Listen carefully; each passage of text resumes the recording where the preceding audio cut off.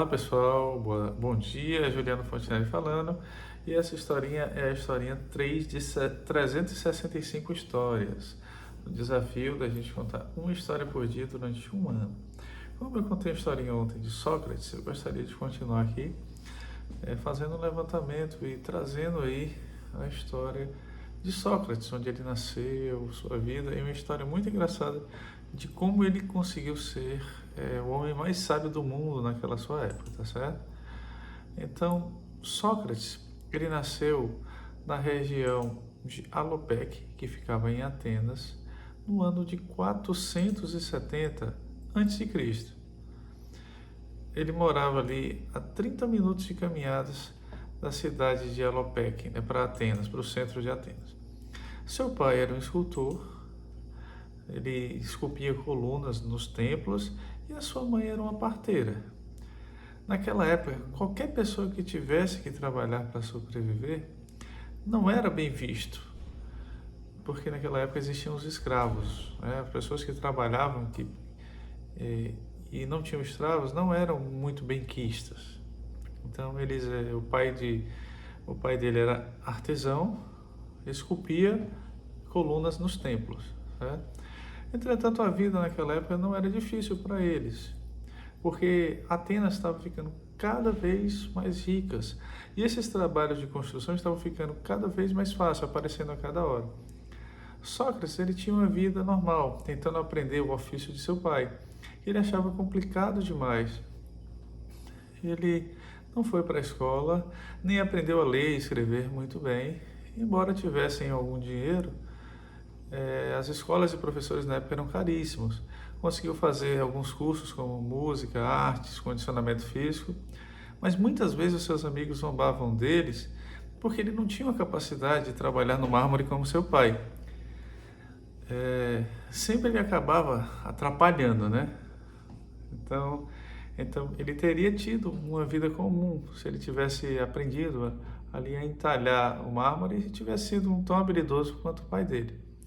Acontece que em Atenas tinha um grande oráculo, lugar onde todas as pessoas iam para fazer muitas perguntas, que era o famoso Oráculo de Delfos, das sacerdotisas do deus de Apolo, que faziam aquelas adivinhações.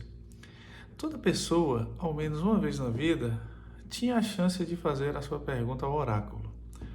Eis que esse amigo de Sócrates, para fazer a sua pergunta no oráculo, ele perguntou uma coisa incomum. Quero saber quem é o homem mais inteligente de todo mundo.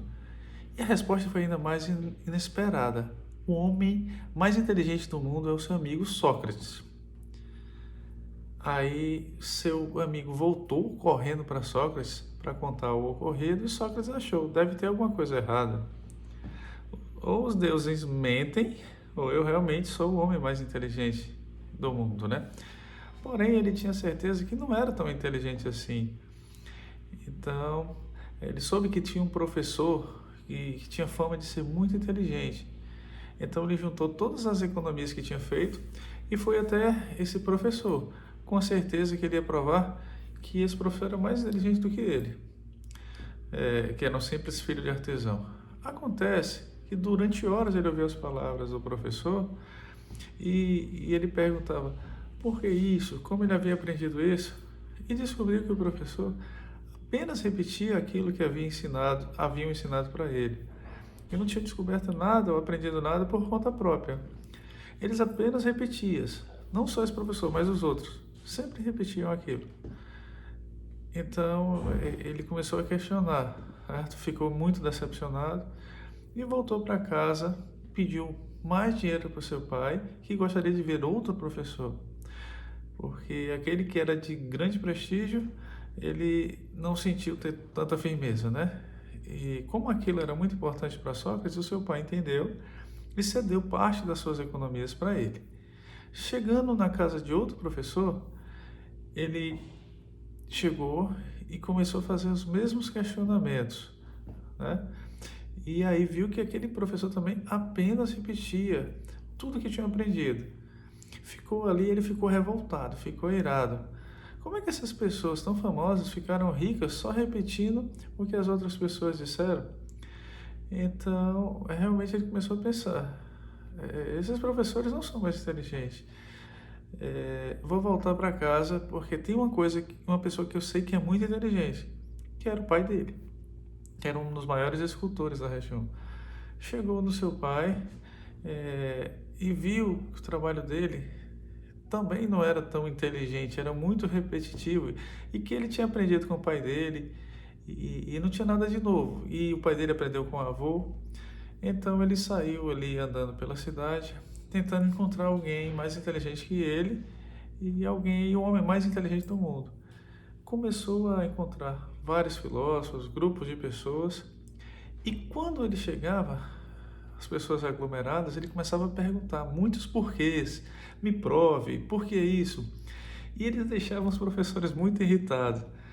Então ele viu que aqueles filósofos da época não sabiam direito o que estavam falando.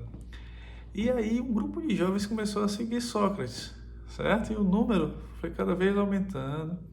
E as pessoas pedindo para que Sócrates ensinasse, perguntando como ele ficou tão inteligente. Alguns queriam oferecer dinheiro, mas ele não queria aceitar dinheiro porque ele não era digno de ensinar, porque tudo aquilo que ele tinha aprendido tinha sido com conversas simples com outras pessoas. Qualquer um podia aprender aquilo. Então isso logo ficou conhecido como a dialética, a arte de aprender conversando com outras pessoas, que vem de diálogos, que vem de conhecimento e outra pessoa, conhecimento entre duas pessoas. Mas foi somente junto com a sua mãe que ele descobriu o verdadeiro sentido daquilo que ele fazia. Ele foi um dia convidado para assistir um parto com ela e começou a perceber e pensar no trabalho. E viu que a sua mãe ajudava os bebês nascerem. E ele disse, poxa, esse trabalho da minha mãe é muito parecido com o meu. Do jeito que a minha mãe traz a vida a um ser humano, a um bebê, eu vou, de certa forma, ser um parteiro de conhecimento, do conhecimento que está dentro das pessoas, vou trazer à tona esse conhecimento. Então, esse conhecimento, esses ensinamentos de Sócrates passaram a ser conhecidos ali como maiêutica, que significa parteira em grego, certo? Então ele começou a ficar muito famoso na região e começou a conseguir muitos discípulos. E aqueles antigos professores começaram a ficar revoltados e irados. Como aquele homem podia aprender, ensinar, se ele nunca precisou de professores? E ainda mais, ele negava que se devia se acreditar em algo. Tinha que se perguntar se realmente aquilo era verdade. Sócrates tinha muitos inimigos, fez muitos inimigos, mas eis que a guerra estava se aproximando e muitos homens até os 45 foram enviados para a guerra. E aí ele foi escolhido por um dos generais para acompanhar na guerra e muitas pessoas morreram. Só que Sócrates, ele viu que os generais eles tinham aquela obrigação de enterrar os seus mortos e ele viu que eles tinham que enterrar todos e ele tentou convencer, através de seus argumentos, ao general que se todos fossem ser enterrados, aqueles que estavam sendo enterrados iam acabar morrendo. Ia chegar um momento que não ia ter ninguém para enterrá-los se todos morressem. Desta forma, ele conseguiu a sua liberdade. Continua a fazer inúmeros discípulos, até os 30 anos, até que é preso novamente. E aí eles acusavam ele de não acreditar nos costumes dos deuses, das cidades, de se unir a deuses malignos, várias coisas. Nessa hora, deram a chance dele se defender. E na sua carta de defesa, mostra toda a sua vivacidade. Obviamente, ele mostra que aquelas pessoas, como ele falava para aquelas pessoas, como eu não posso acreditar nos deuses se todo o meu conhecimento foi através da predição do oráculo de Delfos, que são dos deuses, aquele conhecimento vem dos deuses. Então, aqueles que o acusavam falavam que ele não era tão inteligente como ele dizia ser. Então, muitos não aceitaram, dizendo que eles estavam errados, e acabaram, resumindo, condenando Sócrates. sabiam que se condenassem ele, milhares de jovens iam deixar de segui-lo e acabar, de certa forma, com aquela peregrinação, aquele culto a Sócrates, né?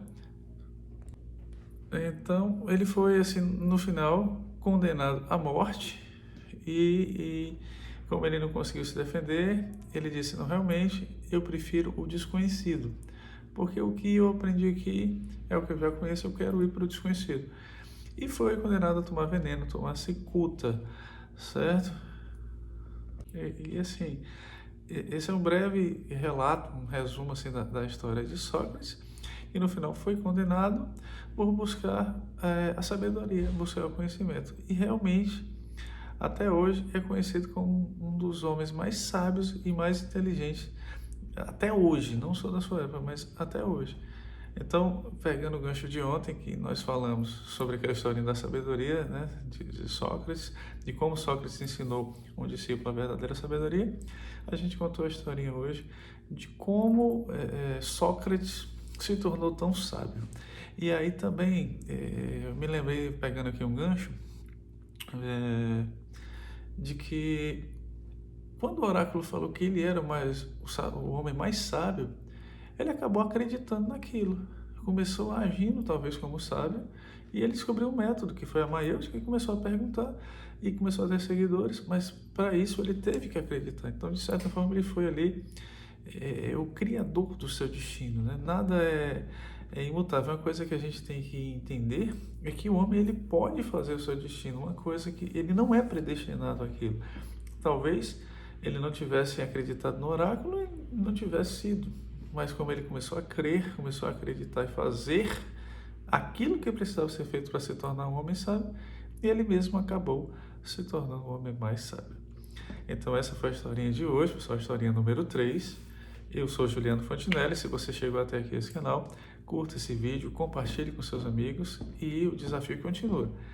3 historinhas de 365 dias, nós vamos passar um ano contando as historinhas. Se inscreva no canal Extra Service Log, no Instagram Extra Service Log, no YouTube, aliás, Extra Service Logística. E aí, deixa o seu like e muito obrigado e uma ótima semana.